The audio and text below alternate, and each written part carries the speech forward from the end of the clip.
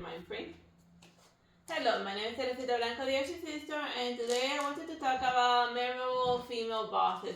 Just as it's very rare to see a female main character in a video game, it's just as equally rare to find one of those a female boss battle in a video game.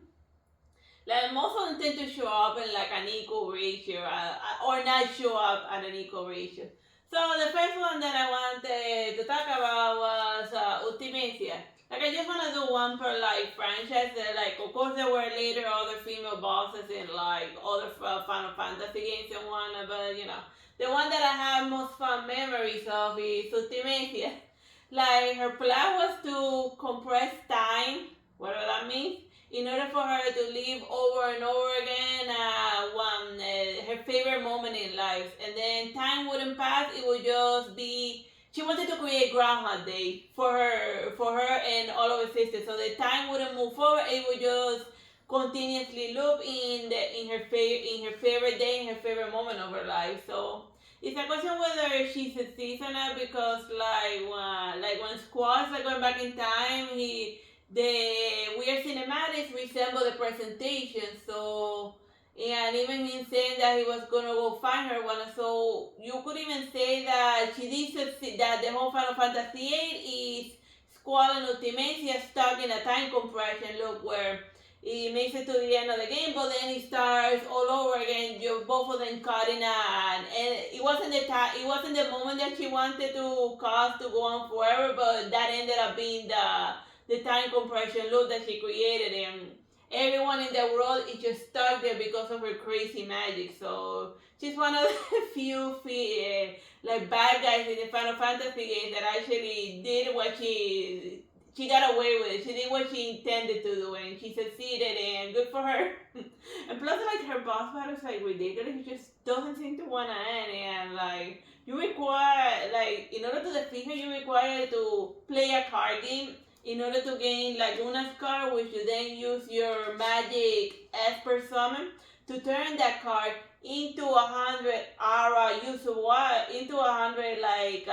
usable items that make it like immune damage temporarily, because that's the only way to do her final boss battle, because the moment that you stop being immune to damage, you die. You DEE died, and then before you get a chance to get revived, your matter, you get like destroyed from time and space, and you completely stop existing. Period.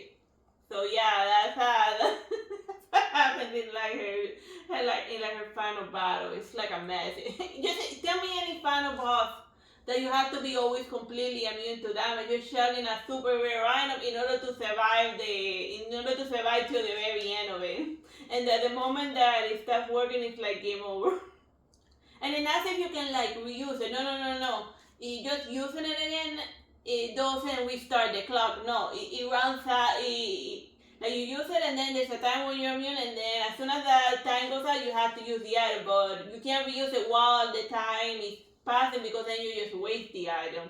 And trust me, you're gonna definitely just 100 be immune for a couple of seconds. Item. Okay, so yeah. And the theory about who Ultimecia is? Yeah, I think that Ultimecia is like Rinoa, because Rinoa ends up being compatible with Ultimecia's power and one, and then eventually in the future probably Squall dies or something happens, and then she just wants to relive the moment of when they met and all of their fine glory times. And plus her character design, remove the makeup and whatnot, and it resembles Rinoa a lot. And also Ultimecia, when she was possessing Eden, she was perfectly spatially aware where Rinoa was, but she completely ignored her presence, because if she kills Rinoa in the past, then she's gonna die in the future. So that's what she kept ignoring. So that's why the vessel of Rinoa was very important, because that was her past self. But I'm getting into weird time travel whammy nonsense. Ultimacy is just a very interesting weirdo. Alright, there's not much lore on Jubileus. I just had a lot of. She was just a fun, very complicated final boss. of Bayonetta. Like at least she was way ridiculously stronger than the one of Bayonetta 2. In a multi-stage boss one. She's like the creator or the creator god of the world of Bayonetta, and every so often she does a cycle where, but if she's awakened, she's just gonna restart the world, so you don't really want her to wake up. So then, so yeah, like, she just exists as a weird boss, doesn't really get much characterization, but she has an interesting design and powers, and just a fun, memorable boss fight. And then Bayonetta absorbs it into herself, so that's why on the second and third part she's completely overpowered.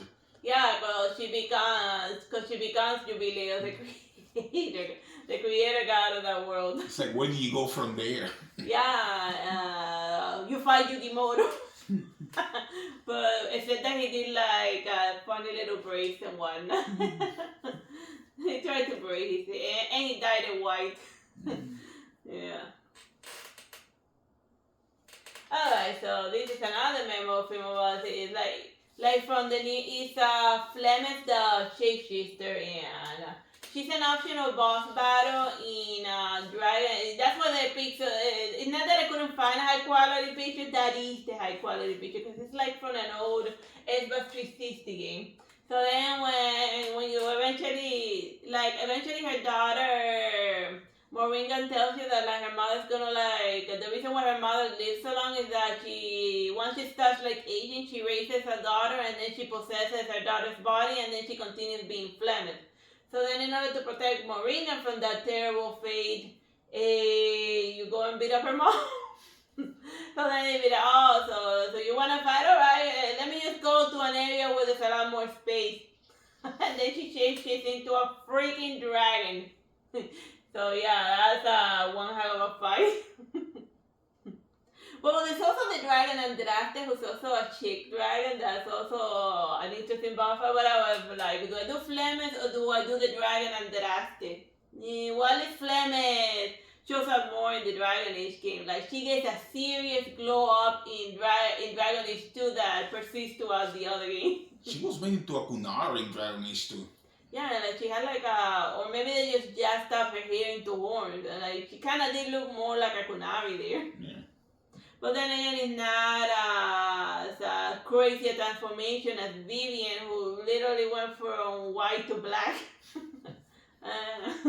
Whatever. But she's not a boss battle, so she's not in this list. Like, I didn't play, like, I didn't get around to finishing Baldur's Gate, but I did like the first time that we fought Antieto. Like, her boss battle it was quite the brain teaser, figuring out how to kill her at level 3. And then, like, the thing that we ended up doing was that I ended up summoning a little cat family, and then I ran all the way to her hut, and then I started little by little moving her magic staff closer until I was able to steal it without triggering her boss battle, and then the magic staff gave my magic user, I forgot what was his name. Andraste. I don't know. See, that's how much I tuned out of Baldur's Gate, because the third act was really awful. They should have just started like the second act was really awful. The third act was horrible. Yeah, they should have just changed the order and start with the first act, and then the reason why all of your friends that want to hang out with you is not because of the brain parasite, but because you helped them in your various ways, Grey Warden style. Like, you want to know how to form the party together, how to bring the team together, just look at Dragon Age Origins. They did it right. They became Grey Wardens and they're going to go fight the Darkspawn because they owe you a favor. A big, big favor. So there you have it. So that's why you joined. Well, the point is that she was an interesting boss battle. The second time, not so much, but like at the beginning, she was an interesting character. Yeah, the second time you're so overpowered and has so many weapons that she's trivial at best. Yeah, she's like a total pushover. But yeah, I just wanted to put a different hag. We did Flemeth and I did this hag. And both of them had like their own unique type of way of like extending their lifespan. Like, Flemeth possesses the body of her daughter, so then she lives down in spirit while she eats baby. Literally, in order to or small children, whatever can fit in her mouth. If Ethel and Flemeth were to fight, who do you think would win? Flemeth, obviously. It's a freaking dragon. You can shoot it out. Let me just go outside to shake it into a freaking dragon. And not a small dragon. It's like a legit 100% dragon. Yeah. Dragon. Speaking of other shapeshifting dragons, another memorable dragon is the High Priestess Rhea from Fire Emblem. Spoiler alert. Spoiler alert, by the way. Sorry, I spoiled the addict. That's the biggest cardinal sin. Well, Fire Emblem has been around since for almost a decade, so is that really a spoiler? Yeah, true. I mean, spoiler, Rhea's a freaking dragon. Yeah. And that's spoiling why she turns into a freaking... But it makes sense if you think about it. You saw her in the presentation where she fought Nemesis and many years, and then that we know based on the lore that battle happened like 1,000 years ago. So how the hell is she still alive? The magic of her green hair? No, she's still alive because she's a freaking dragon. Yeah. They should have added more green elements to her dragon form. Whatever. But it's just a fun twisted form, and I just like her better as a dragon that's trying to bite your head off than as a nurturing mentor type of person. Then as the Pope. But it's exactly as it always happened. Oh, so you're not gonna believe in female Jesus? Well, I'm gonna turn into a freaking dragon and bite your head off, cause that's how all churches work. We're nice until it's time not to be nice. Cause you continue down this path, there's also Ventus from Room Factory, who's also a female dragon. I think I put her in the list. Oh, Ventus is in the list. How many dragons are in this list? How many ship dragons do you have in the list? A couple. But Flemeth technically isn't a dragon. She's a witch that turns into a dragon. Well, this is a dragon that turns into a smaller human. Because of reasons. Alright, not a dragon. It's not a dragon. It's a squid. It's a squid. Like, this one is an eminent riding DN. And yes, DN is also female.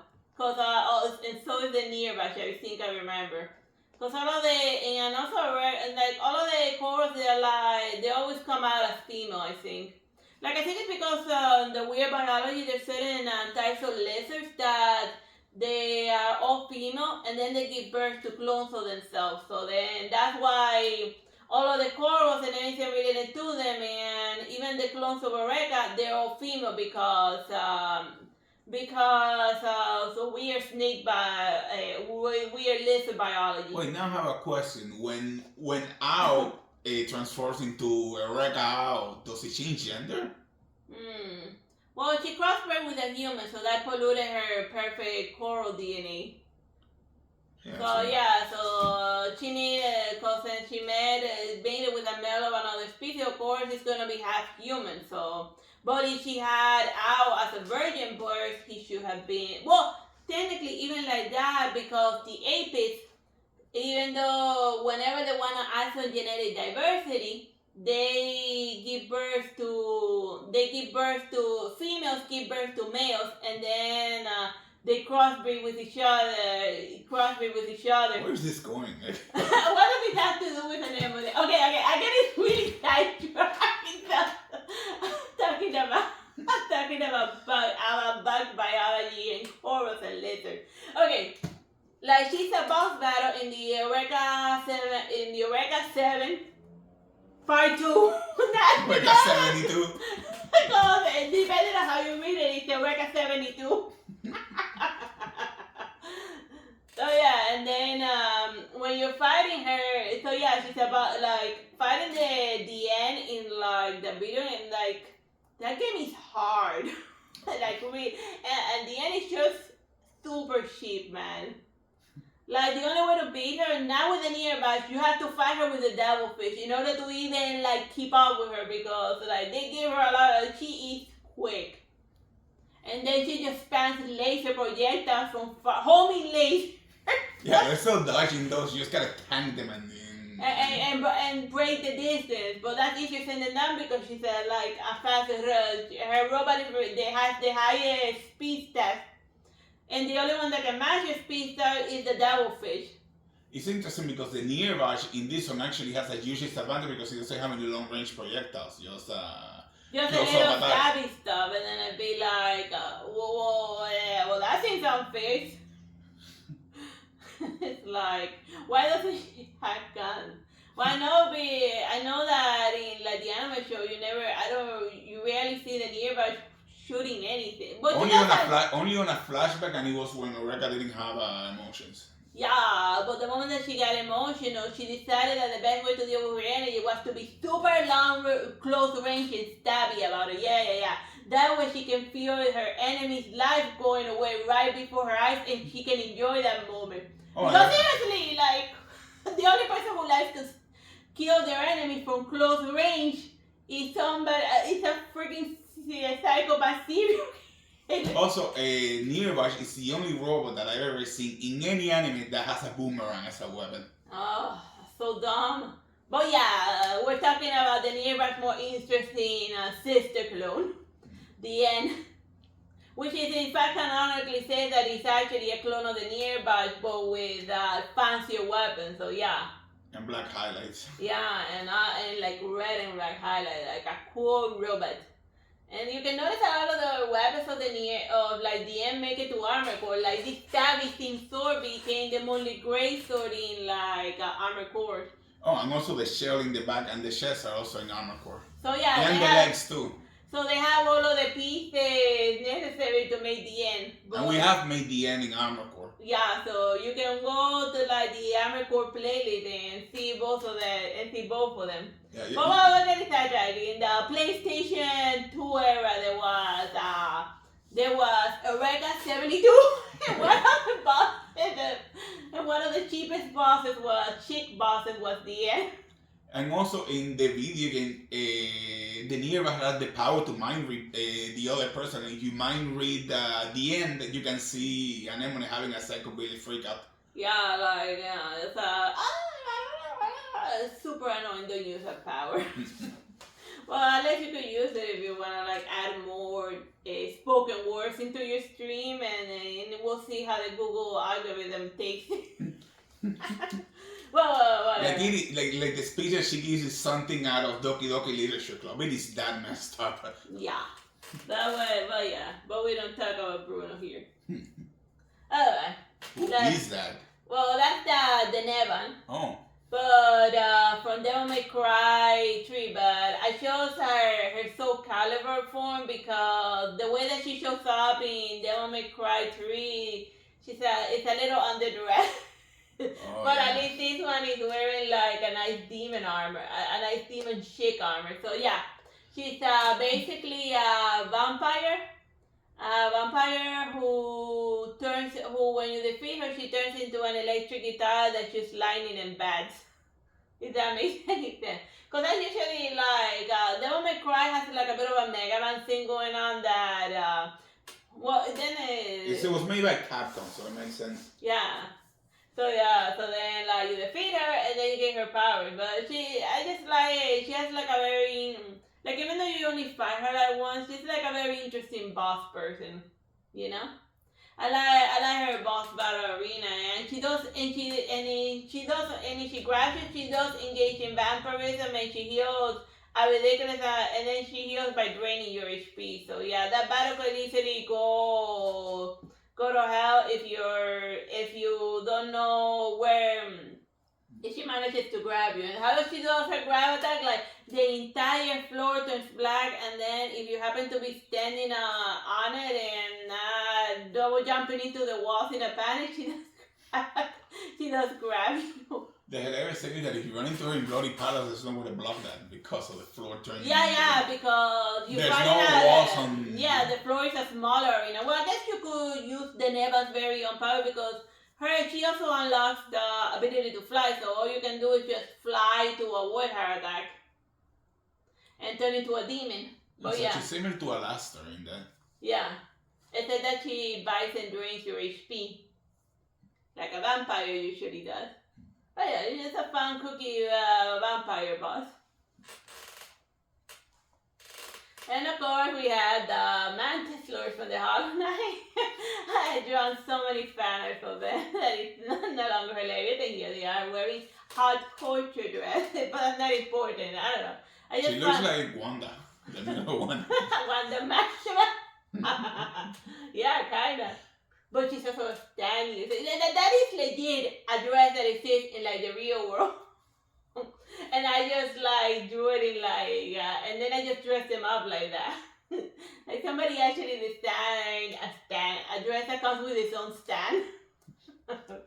Oh yeah, but yeah, they just like we first meet them as like they're not optional by the way. They're blocking the entrance to deepness, and then you have to battle them to first one, and then the two other sisters once the middle one gets beaten, and then in order to like gain interest into deepness. But then as you pick up little lore pieces here and there, you discover that their society is one of the few that managed to resist the Radiant's plague influence. But not completely, because half of them got infected and then they had to exile them, while the other half is still hanging in there because they didn't allow their minds to be corrupted. So yeah, while the Pale King and his nonsense, and while the Pale King failed, they actually managed to endure. So yeah, because think about it, the Pale King society still went to hell, even though they created the Hollow Knight, while they are doing just fine, you know. It's like, it's the infection again. Well, you know what you have to do, like get your mental defense up and block out all of the terrible advices in your head and try not to sleep forever.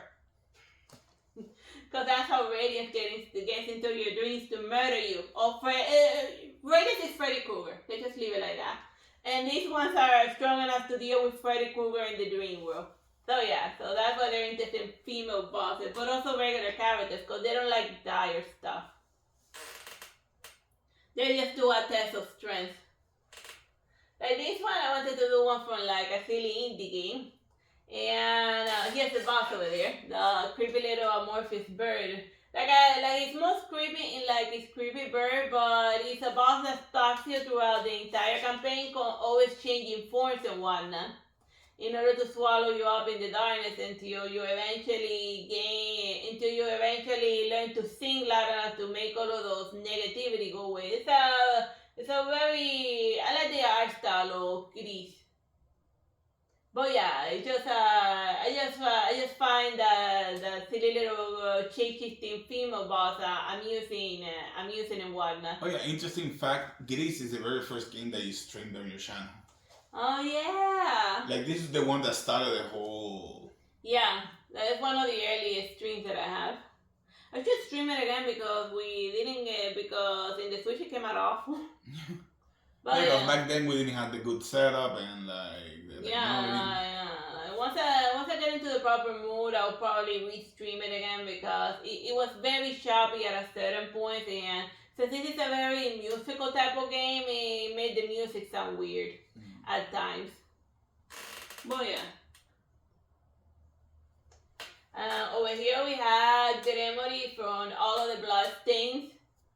So yeah, she's just like a reoccurring boss. Now sometimes an final boss, sometimes a regular, sometimes just a regular boss, sometimes just somebody being a bother to one of the characters and whatnot. And I just like her design and all that.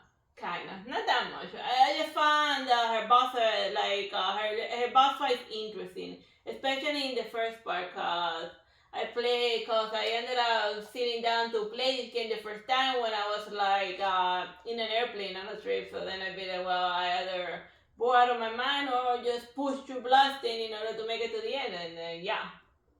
So yeah, it's like in Curse of the Moon, she murders someone, and then it's Sangetsu's quest for revenge.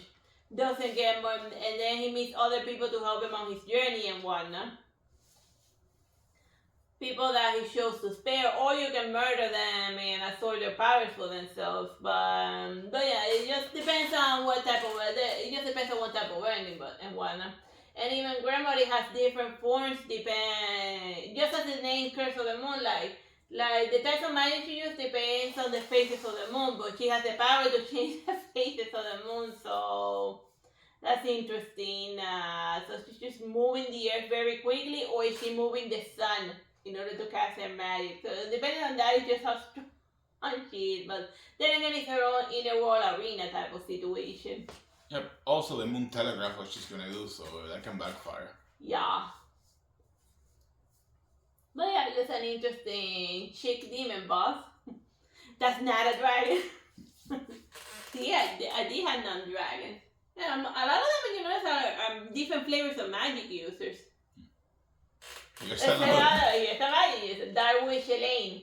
Like, she started out as like a good guy type of person, but then when the plague hit her, obviously she turned into like a weird zombie type of person, because that's just the way Ender Lily works. I like the aesthetics of Ender Lily. Ender Magnolia is gonna have a hard time matching these aesthetics with the steampunk.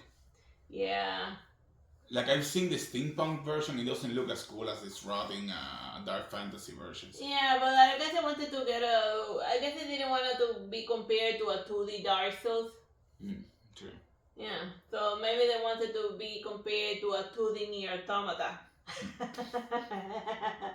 We're just jerks. We're just awful. We already played everything that was in the free access, and we even streamed it.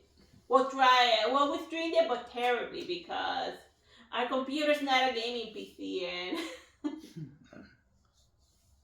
like and subscribe so that we can afford a good gaming PC to entertain you. Whatever. So yeah, Darwish Elaine, like, her boss battle is hard. It's one of the few that has that one-shot kill. Yeah, like when she hits you with the spikes and then that's it. Like, you gotta dodge that. Like, there are two bosses that have a one-shot kill. One of them is the lion, and the other one's this guy. And the lion. It was the lance guy. Yeah, the lance spear lion. Oh my god, like, those are like the Ender Lily boss fights. They are some of the hardest in like 2D game history, in like platforming game history. Yeah, they're gonna get your blood pumping.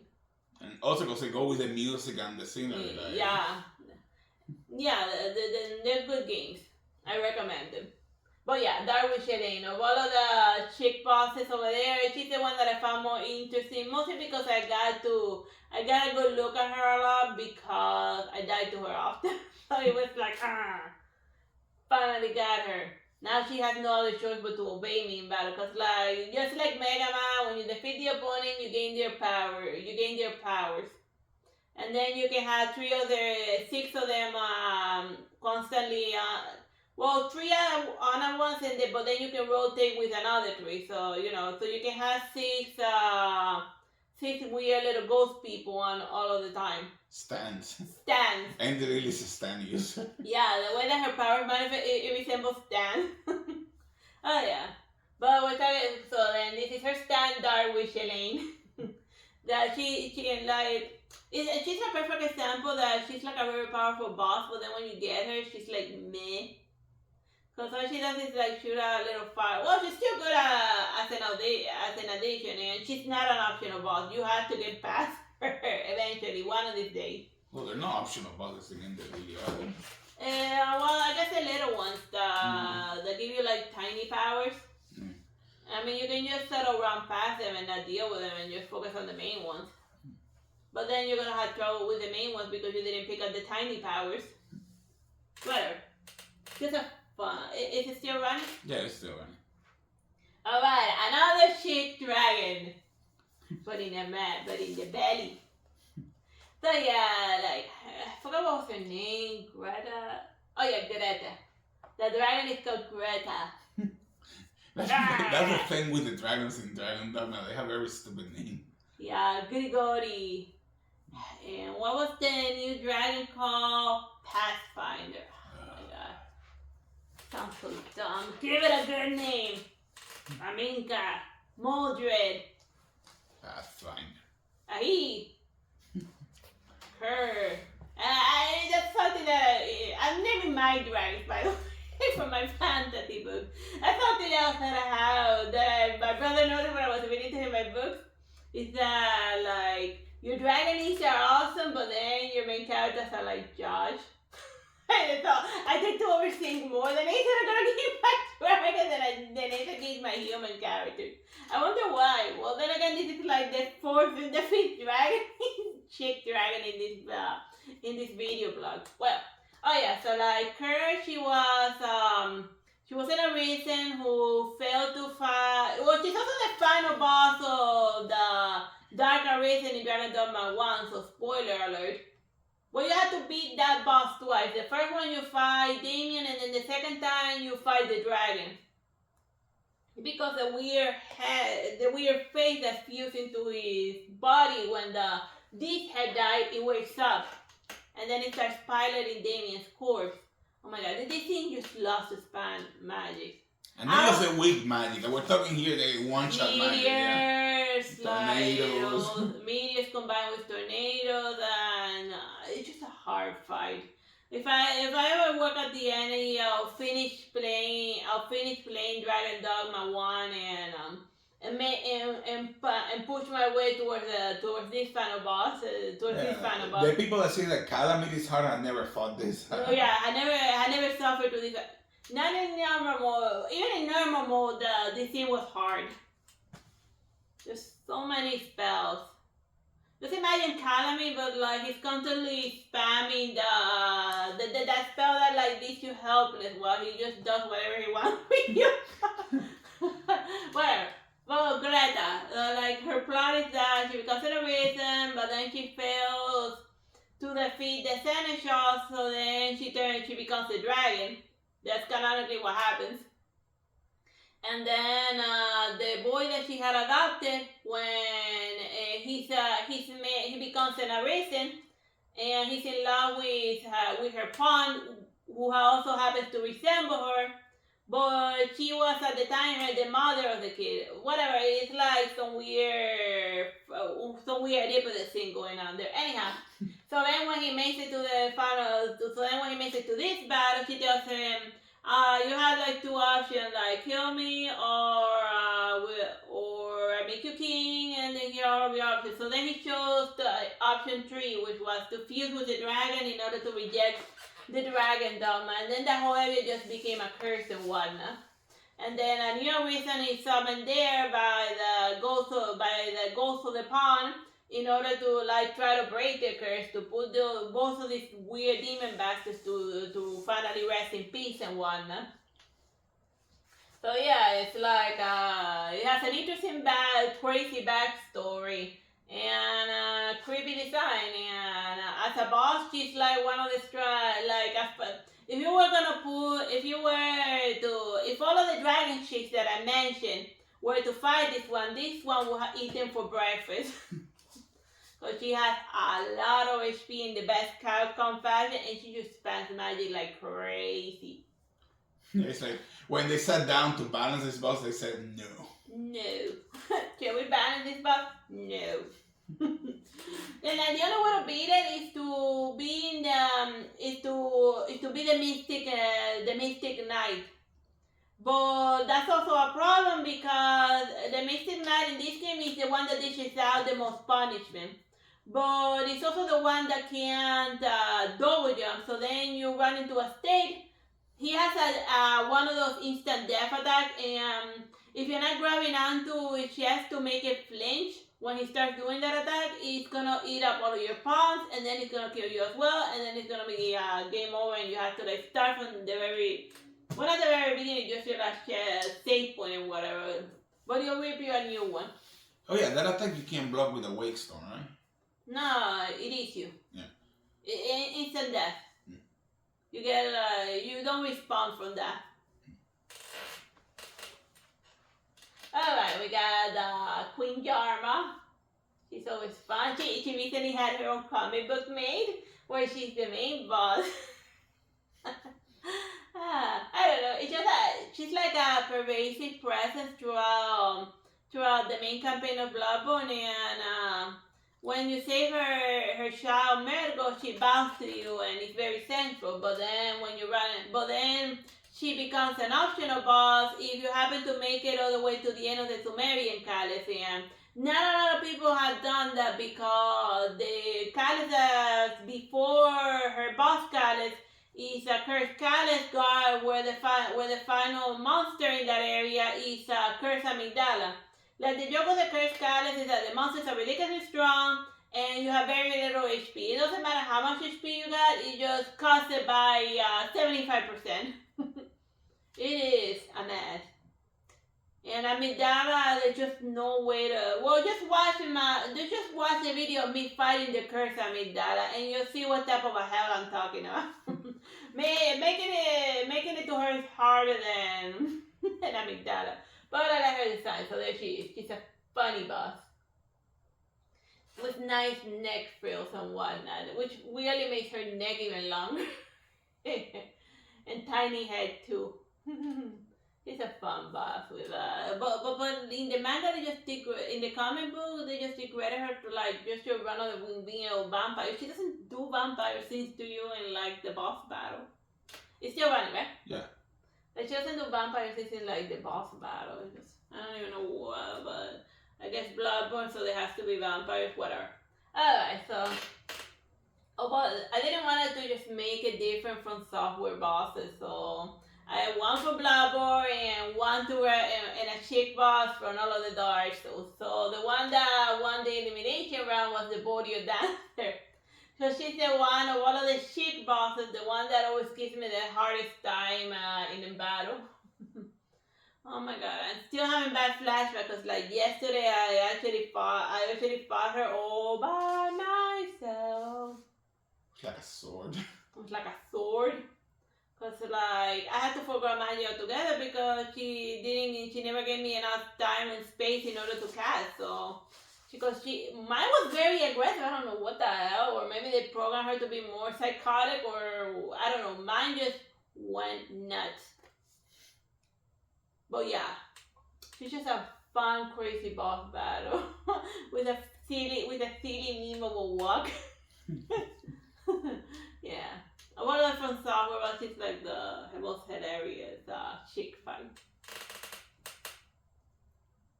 And this one is from an obscure video game, Radia Stories, and also from Star Ocean, Valkyrie's Lennet. Oh, and Valkyrie Profile. Yeah, she's from?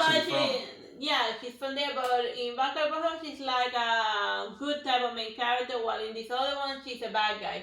And the reason why she's a bad guy is because she's looking for chosen warriors among the dead in order to build an army to go fight to go deal with Ragnarok, which is like the Viking end of the world. So you know how she chooses, but sometimes she chooses warriors from among the living in order to unlife them, in order to bring them to Valhalla. So that's what she tries to do to you. Radiata Stories and in Star Ocean, she tries to unlife you to force you to be her Enheriad or like Ghost Fighter. Like now you can sing Freya. Falcon feathers flying overhead. Choosing warriors among the dead. But sometimes from the living. Yeah, she goes to unlife you. Like in Maria says, oh, it's just gonna be a prick. It's not gonna hurt. She's gonna poison. But she becomes an ally if you like win her battle. Yeah, but not in Star Ocean. But in Radiata Stories, you can get her as an ally in order to use her in battle and whatnot. And she does all her fancy moves, Niven and Zelensky and all that stuff. What's Niven and Ballistic? Like anybody that knows? Yeah, no, I don't know. I guess it just sounds like a cool Viking sounding attack. I was in frame, right? Yeah. Okay, so then here you have all of the 15 memorable female bosses that I wanted you to know their existence. I hope you have fun watching this list and whatnot, you know. When are they gonna remake Valkyrie Profile? Yeah. Oh, that's a good game. You finished the thing?